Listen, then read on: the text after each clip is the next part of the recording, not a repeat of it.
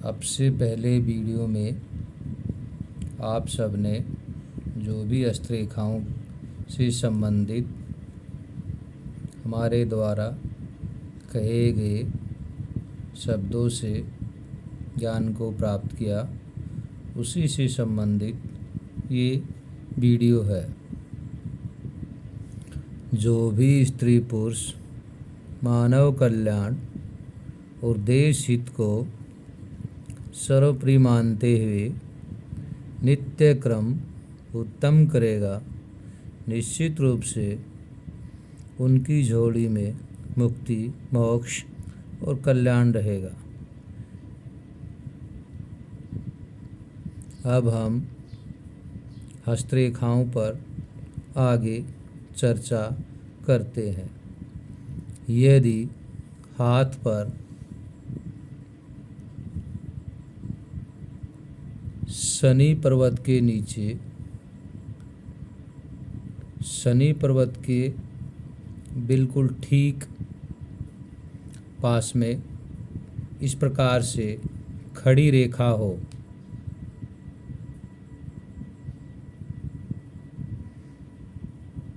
यह रेखा हस्तरेखा विज्ञान के सिद्धांत के अनुसार जो भी स्त्री पुरुष के हाथ में हो, यदि पुरुष हो तो स्त्री उसके जीवन में बहुत ही सुंदर, सुशील और अच्छी रहती है, और यदि स्त्री के हाथ में हो तो पुरुष उसके जीवन में बहुत ही अच्छा रहता है। यह इस बात को दर्शाती है। यदि हाथ पर इस प्रकार का योग दिखाई दे,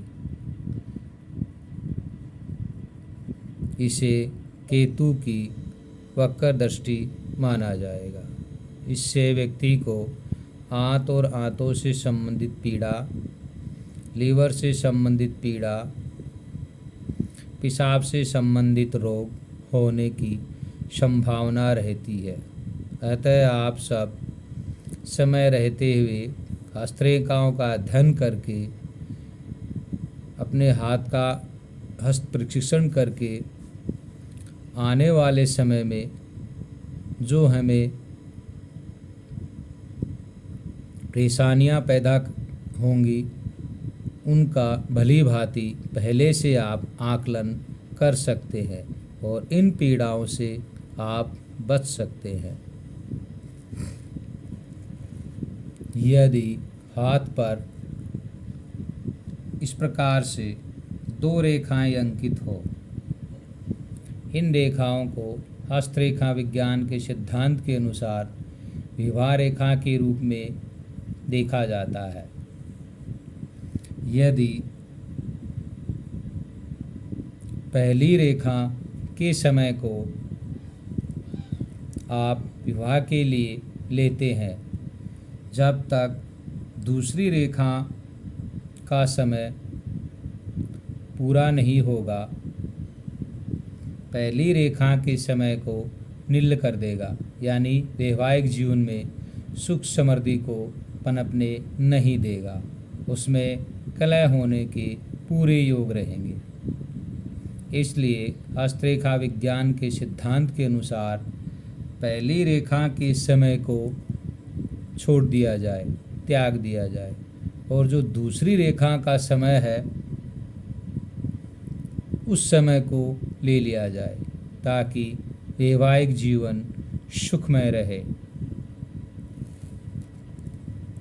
यदि हाथ पर चंद्र पर्वत से शुरू होती हुई भाग्य रेखा सीधी बृहस्पति और शनि पर्वत के बीचों बीच मध्यमा अंगुली के और तर्जनी अंगुली के बीच में जाती दिखाई दे, तो यह एक शुभ संकेत माना जाता है।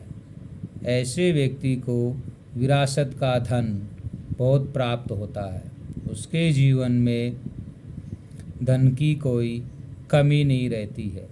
और यदि भाग्य रेखा और जीवन रेखा के बीच में इस प्रकार का योग बने, जहाँ मेरा ये पेन आपको दिखाई दे रहा है चलता हुआ, उस व्यक्ति के भाग्य में सरकारी नौकरी 99% इस योग के द्वारा मानी जाती है। यानी ये योग दर्शाता है कि व्यक्ति समय सरकारी पद पर रहेगा। यदि हाथ पर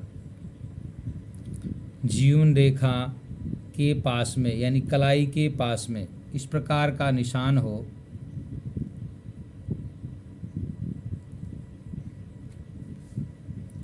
यह निशान व्यक्ति के जीवन में प्रथम समय के अंदर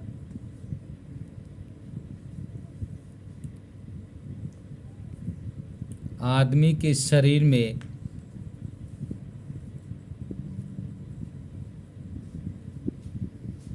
जो क्षमता जीवन में संतान उत्पन्न की होती है, उस क्षमता के प्रभाव को ये योग निल कर देता है। यदि इस प्रकार का निशान हो तो यानी उनके शरीर में वो बल नहीं रहता जिससे कि संतान उत्पत्ति में सहायक हो।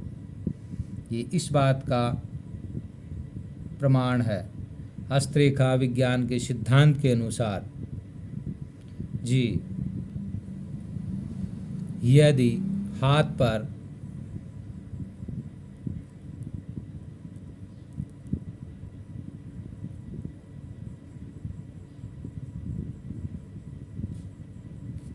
इस प्रकार का निशान दिखाई दे सूर्य पर्वत के ऊपर,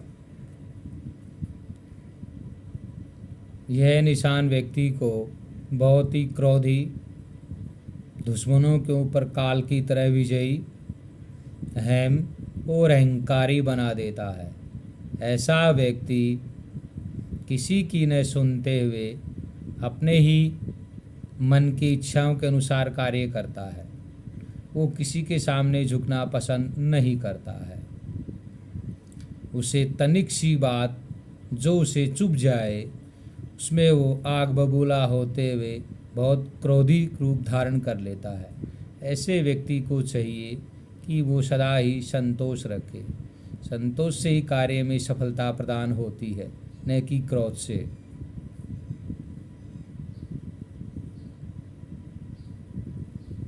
यदि मस्तिष्क रेखा इस प्रकार से सीधी सबल हो तो यह एक अच्छा संकेत है, और यदि मस्तिष्क रेखा नीचे चंद्र पर्वत की तरफ मुड़ती हुई दिखाई दे इस प्रकार से,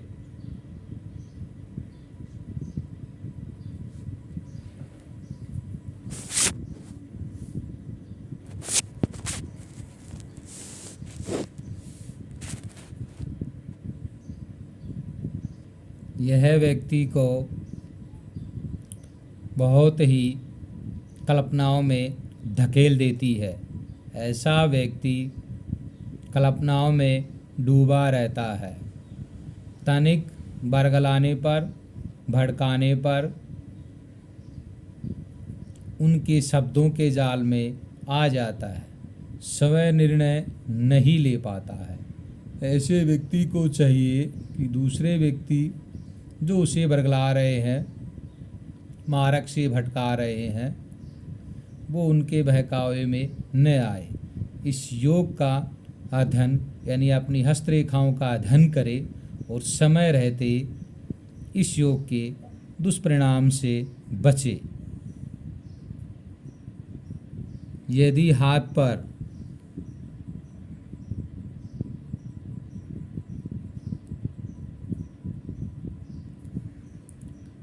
इस प्रकार से रेखाएं बढ़ती दिखाई दे जीवन रेखा से,